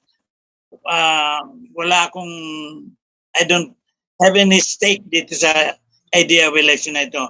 The earlier we get rid of this, the better for the country. Speaking of change, I ask you guys, including Anna, who is not a guy, has there been a real change in the Philippines except that done by President Marcos? In other words, if that is the answer is yes, then why not continue the Marcos style of rule? And the Marcos style of rule cannot be done by a Marcos son. It can be done only by a sitting president. It cannot be done by a Marcos son who has got no power. It can only be done by a sitting president who is adherent to the Marcos style of rule. Ganun lang, Kamentong. Maestra Ana. I would agree. Pero yun nga ang hirap ng political maturity at saka culture ng Pinoy at the moment ng Pilipinas Pag minention mo yung martial law, ang negative agad ng hindi nga nila muna hinihimay kung ano ibig sabihin, kung ano yung purpose, ano reason. Basta pag martial law, it's something and then everyone will just paint a negative thing out of it. Ako naman, I think hindi po pinag-uusapan ng martial law o yung pagdirimbag or imposing on authoritarian government. It is done suddenly and then the rest follows. So tingnan natin kung yun ang itatahak ni Presidente Duterte. Pero as I said, he doesn't seem to need that. He seems to have the next administration assured to be under his direction. If it's even BBM or Sara, it will be greatly steered by President Duterte as long as he's alive. And so we'll have to see kung may gagawin siyang in that direction. Mukhang nakatitig kang matalas. May ka bang sasabihin? Okay. Sige nga. I am very familiar with the Marcos platform of government. Yung mga usapan tungkol sa mga martial law, these were necessary action answering a particular exigency in history. Wala naman sa kanilang nakakaintindi kung ano talagang ginawa ni Marcos In fact, lahat ng ginawa ni Marcos, binaliktad nila. O ngayon, kaya baliktad na naman tayo ngayon. See? They devoted ito mga dilawan 30 years. 30 years just to disassemble what Marcos has started. But there were some exceptions. But generally, from Cory the Mother to Noynoy the Son, wala It is a reactionary governance. Bakit gagawin yan? Reactionary nila, ano nangyari sa MRT? Dahil pag hindi nila ideya, hindi maganda. Pwede bang gano'n? Yung MRT was a going concern. Continuity lang kailangan doon. Hindi pa nila napatakbo. Noynoy Aquino could not make the train not only come on time, he could not make the train run. Ano ba ang definition ng good governance? Ng daang matuwid. Train pa lang. Hindi mo na mapatakbo na maayos. Wala. Tapos, pag hindi mo na ayos, magpapasagasa ka. Well, hindi na ako pa dyan. Pumanaw na si Noynoy. Pero ang akin lang masasabi, walang personalan, ibinalik ninyo kung saan inalis ni Marcos. Halos inalis na niya yung mga oligarko. Through nationalization of this, nationalization of that. Putting the government on an egalitarian platform that will serve the needs and the national interest, the needs of the people in the national interest. Binalik nyo pa rin sa laissez-faire, privatization, globalization, hindi naman handa ang Pilipinas. Sinabi nyo pa na, tinake over namin itong industriya ito. Dahil nalulugi naman. Hindi nyo naman naisip, kaya nalulugi, hindi nagtataas ng presyo. Kaya na-absorb ng gobyerno yung lugi. Yung mindset ng private capitalism, in-apply nyo sa gobyerno, na yung gobyerno kailangan maging capitalistic din. The government need not make money on those services, but deliver the services at the least expense to the people. Pinaliktad nyo yung paradigm para to suit your own vested interest. At kayo, sa nanungkulan, nagnakaw din kayo. Ha? Inilagay nyo rin yung si Cory. Kumuha ng industriya. Kunwari, sinoli sa mga law offices. Hindi naman pala. Si Ramos, lahat ng kontrata, sinakote. Laki-laki ng building niya dyan sa pasunta mo. Jesus Maria Joseph, Corner Buendia. And so on and so forth. Sino mga malalaking holders ngayon sa San Miguel Corporation? O hindi ba mga Arroyo? Sino nagkocontrol ngayon ng power industry? Pagkapagal Arroyo pa rin. Kaya nga kulang yung 6 na taon para sa sinimulan ng Pangulong Duterte. Hindi naman pwedeng matapos ni Presidente Duterte lahat yan. Siyempre, meron diyang natapos, meron diyang medyo reports lang, meron diyang medyo kalahati lang, meron mga hindi pa nasimulan. Sa susunod na administrasyon, pupuruan na yan. Dapat continuity ang programa. Pabalik doon sa strategic management na pinakita ng 20 years of Marcos government. Yeah, I'd like to add lang kailangan tingnan din natin yung kasalanan ng publiko noong 1986 na paniwala sila na goyong nga sila ng simbahan, administrasyon, simbahan, Amerikano, mainstream media, Inquirer, at that time, Mr. and Miss, may Mr. and Miss pa, and sa mga media, and of course, ABS-CBN. Mabuti naman na medyo na kami may ng kaunti ngayon dahil sa utos o dahil sa mga desisyon ni Presidente Duterte. So, natuto naman ng taong bayan kaya dinilagay ang isang hindi po kontrolado ng mga oligarchs at ng mga Amerikano si Presidente Duterte. Huwag din natin kalimutan yung laro noong 1986, nasa tuktok ng poder ang Amerikano ng Estados Unidos, ngayon hindi na po. So, we have more leeway now to really install change. May magandang message dito si Joel Duque. Sabi niya, martial law was declared because it was necessary. President Marcos did not decide alone. This is where I want to go to Camaro. Camaro, ikaw ay isa sa advocate ni General Parlade who is now retired. But syempre, President Duterte will also go against several military men who are very pro-American. I think marami na ay converted na to really free-thinking military men. Retired sila. Esperon, I think, is open to a non-pro-American direction. I don't know how many.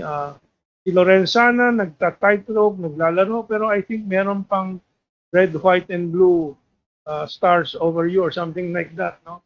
Sa puso niya, it seems, si Kaado knows him better. But nandiyan na ba talaga ang kondisyones na kita naman natin medyo let down yung pagbalik ni Presidente Duterte ng BFA, pero may dahilan naman ngayon dahil nasa crisis po tayo, kailangan yung mga vaccine, siguro economic arrangements, we don't know kung anong mga addendum dyan, but we have faith in President Duterte that he is doing this for the welfare of the country. The conditions are there for Duterte to restore Marcos's direction. Nais ko lang, number one, in my intervention at this point, na ipaalala, may kasalanan din, lalo-lalo na ang middle class na sobrang nagpadala po sa propaganda na democracy has been restored by Cory. Hindi naman siguro maloloko ng taong bayan ngayon, pero may mga elemento pa rin na pwedeng magkudita laban kay Presidente Duterte, di ba? Mauro. Haba nung alin doon ang aking pupuntirin. Tanong ko, si Parlade ba makakatulong ni Presidente Duterte kung mag-martial law, mag-authoritarian?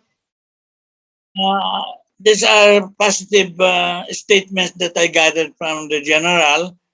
Sabi niya sa next column niya, which lalabas yun ng Friday, he will start parang expose yung mga shenanigans dyan sa Armed Forces of the Philippines.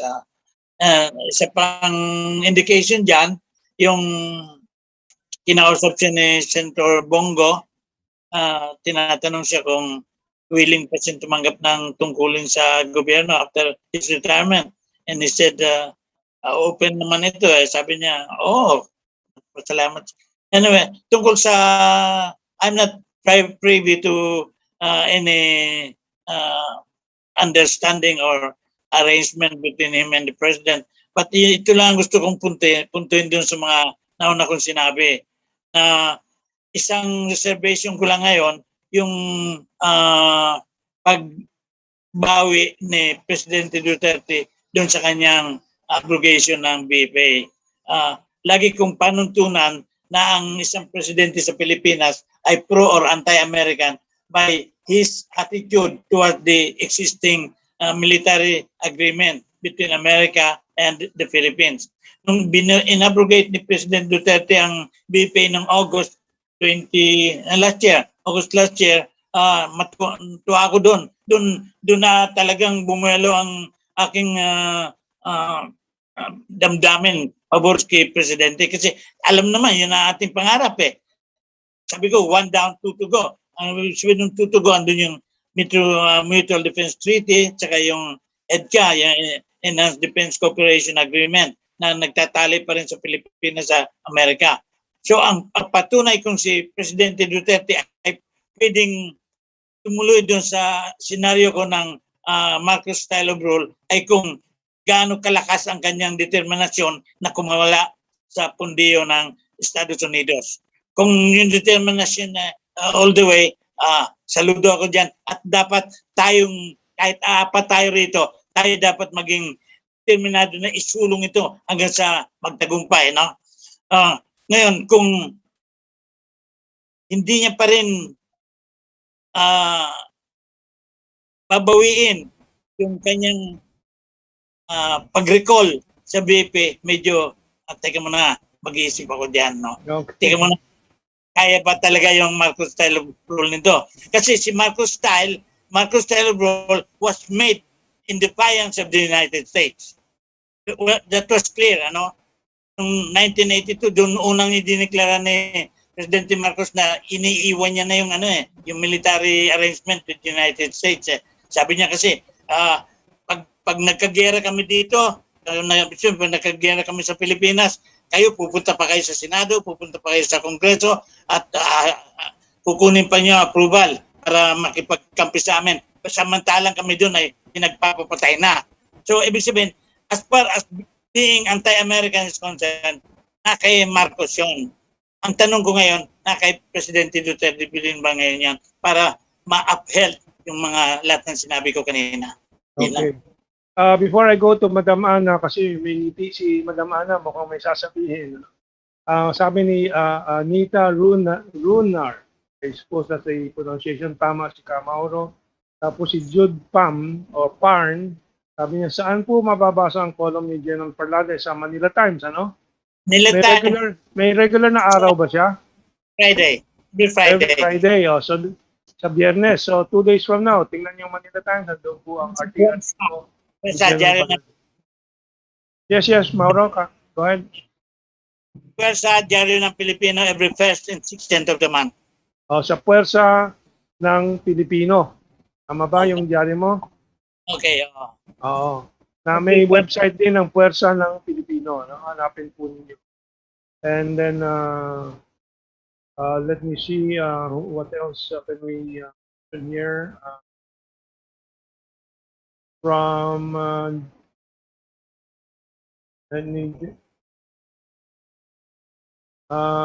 sabi ni Graciano, Coronel, bugok na lang ang bumoto kay Manny Pacman. Pacman sabi niya, Pacman. Okay, let's go to Maestra Ana. We'll try to end at 8 o'clock, no? Kasi si Kamauro, 80 na si Kamauro. We don't want to impose too much on him. Maestra Ana, please. Okay, hanggang lang sa akin. Okay lang. Ayun sa kanya, okay, go. Tawag nito. Sa akin, unahin ko muna yung kanina na mention na speaking of continuity ni Kaado. Ang administrasyon ni Duterte so far, para siyang yung 30 years ng dilawan na kung saan, lagging behind almost in everything. He tried to parang tinutwist niya, parang binaliktad niya na okay, like for example, infrastructure, lagging behind tayo, okay, bunuin natin yan.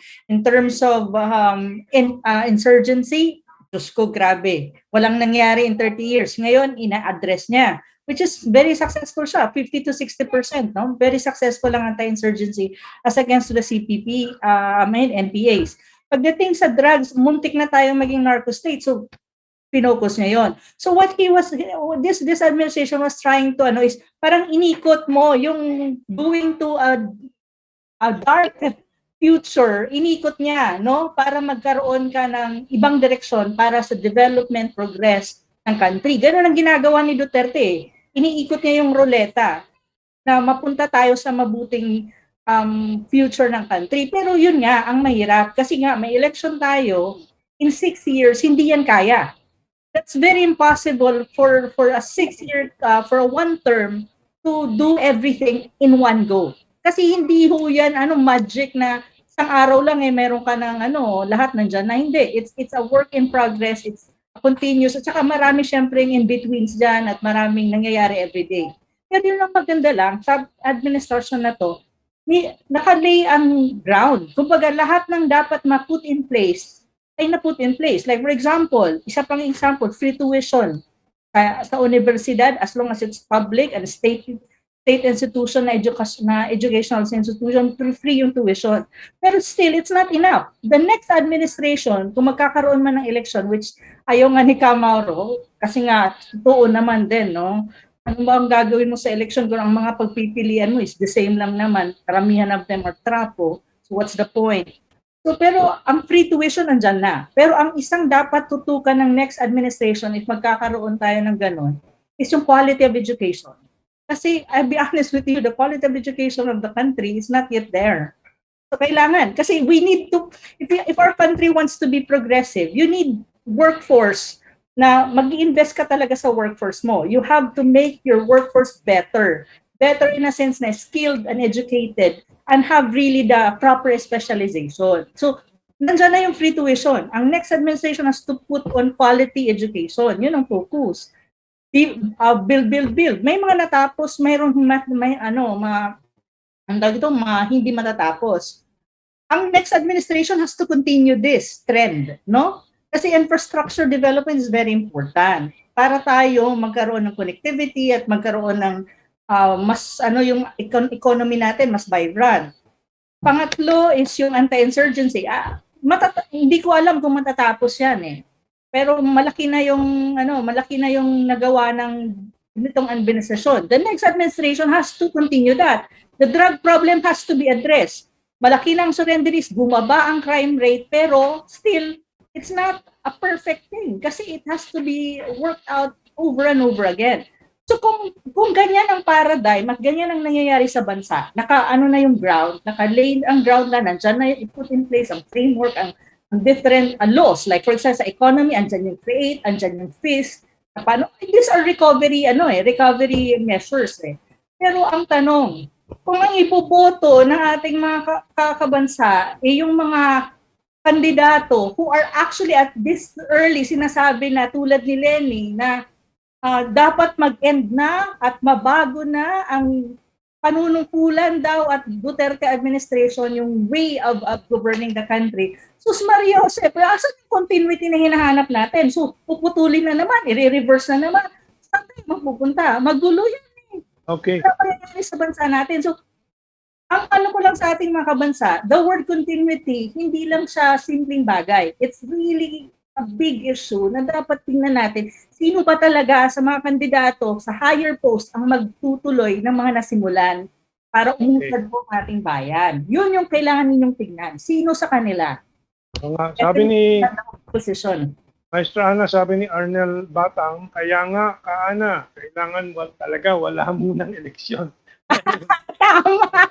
Anyway, it's already 8:57, almost 8 o'clock. Let's make it, let's target mga 8:05 na magtapos po tayo o 8:10. Ano? So, yeah, Kaado, please, go ahead. Kaya pala kayo ng konkreto. Dapat talaga continuity moving forward. Nung Magundoy, minandato ni Gloria Macapagal-Arroyo, itong si Gibo Teodoro, na ayusin yung National Disaster Council. Ginawa niya ni Gibo Teodoro. Napakaganda. Kaya na-construct ang NDRRMC. Yan, napirmahan ni Gloria Macapagal-Arroyo. Ginawa ni Gasmin ng implementing rules and regulations. Napakaganda. To show you kung gaano kaganda yan, yan ho ang ini-implement ng Duterte administration from day one.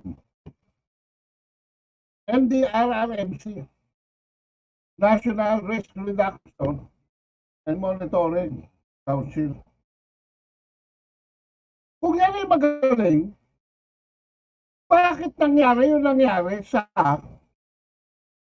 Yolanda? Sabihin ko sa inyo kung bakit. Nandiyan ang batas, nandiyan ang IRR. Ang sinasabi ng NDRRMC, ang chairman dyan ay ang Secretary of National Defense. Sa Yolanda, sino ginawang chairman? Ninoy. Si Paquito Ochoa, Executive Secretary.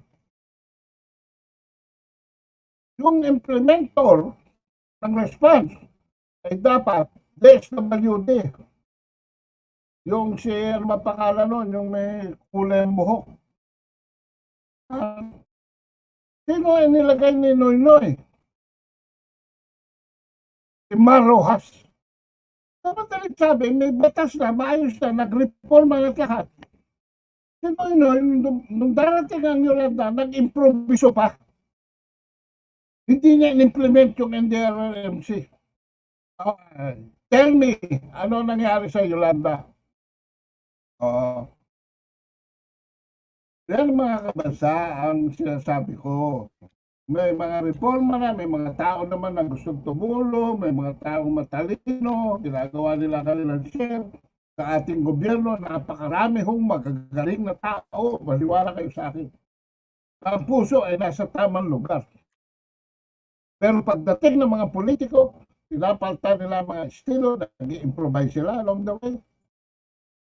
Ano nangyayari? Nagkanda bulok-bulok ang mga relief goods. Kasabay ng mga nasalanta sa Yolanda, inililibing yung mga relief goods. At yan pong si Lacson, wag yung kalilimutan. Yan po ang rehabilitation siya. Hindi ho naging hari ng rehabilitation si Pampilo Lacson. Siya ho ay naging taring ng rehabilitasyon. Si Pinky, na ngayon tumatakbo presidente. Ako, mag-iingat kayo mga kabansa. Alamin ninyo, ha? Ang mga taong yan, kung ano mga ginawa nila nung sila ay nasa pwesto. Meron pa lumabas na mema yan, oh. Diba? Kung daw kuratong baleleng, inalista yung mga gano'n. Esplendido ba yan? Esplendido? Ilang gumawa na eh. Buhay pa kayo sa mga paronsinog. Yun yung kuratong baleleng. Lacson.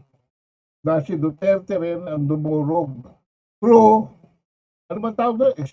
Esplendido ba yun? Anong magaling na pulis na yun? Kaya sinasabi ko. Okay. In very actual terms. Mentong. Okay, we'll wind down na. Basahin ko lang ito galing kay Emilia Rama, BBM for President, Sara Duterte for Vice President, Philippines shall be great again. Lola Mel's Kitchen, iba na po ang isipin ng mga tao ang martial law sa ngayon. Mga dilawan lang po ang nagtitrigger niyan sa mga tao pero wala na pong naniniwala sa kanila na pro-people. At sa same point, doon naman kay, was it Musikwerong Panday or Tasyo, hindi ko makita. But ang sabi nga, kung may social media nung EDSA Uno, hindi magtatagumpay yung EDSA Uno. I think that is also valid. Well, let's wind down na po. Ang dami nating pinag-usapan. And thank you, Mauro, for joining us and spending 2 hours with us. What are your impressions now before we end our program, Mauro? Magandang pagkakataon ito na ibinigay niyo sa akin na makasama niyo muli ako sa pakikipag-ugnayan sa sambayanan. At nandun pa rin ako hanggang sa katapusan. Tandaan niyo po yan, no? At sa tuwing kakailanganin niyo ang aking boses, sa anumang bagay na ikaunlad ng sambayanan, andun po ako. Salamat sa pagkinig sa mga tagapakinig natin. Muli. Abangan po ninyo ang aking pag-participate sa palatuntunan ito. Okay, maraming salamat, Mauro. Let's go to Kaado and then we'll ask Kaana to end the program. Kaado. Mga kapatid, mga magulang kapatid at mga anak, 12,000 na po ang kaso ng Delta variant, the highest in 4 months. Ingat po tayo. Huwag na muna tayo lumabas, no? Ingat, ha? May God bless all. Thank you. Madam Ana, please do the honors of closing our show. Yes po, sa lahat po ng nakinig at nanood po ng aming programa ngayong araw na to, maraming salamat po at sana po ay nasa mabuti ang kalagayan at ingat po tayo sa COVID-19 lalo sa Delta variant. Since karamihan po ng pinag-usapan natin ay about sa leaders na pipiliin natin since the election is just around the corner, ang maiiwan ko po para sa gabing ito ay lagi po nating tatandaan na ang public service po, like especially elected positions, so is a calling and it's a vocation. So kailangan po nating tignan ang mga tao na kumakandidato kung nandun nga ba yon at nai-imbibe nga ba nila ang tinatawag mong calling and vocation and love for people na hindi nila ini-enrich ang kanilang sarili at hindi sila hawak po ng mga oligarchs kasi wala po tayong makukuha sa mga ganitong politicians. So magandang umaga po at sana po may natutunan kayo sa amin at sa susunod pa pong mga programa namin this Sunday and also next week. Maraming salamat. Have a good night everyone and thank you sa ating mga maestro. Tatlo ang ating maestro sa araw na ito. Okay, at huling paalala lang po, please sign in sa 0956-431-3643. Ilagay lang yung pangalan nyo at email address po ninyo at si Kajos ang siyang magsa-sign in if you are not techie savvy, But if you are, you can go to change.org, yung plataforma po sa social media, sa internet, at go to probe for Detrick and sign up there. Maraming salamat po and have a good day, good night, good afternoon sa inyong lahat. And as everybody in the world is now being reminded, take care, social distancing, mask if you have to go out, and face shield dito sa Pilipinas. Maraming salamat po and see you again next Wednesday and in our other shows.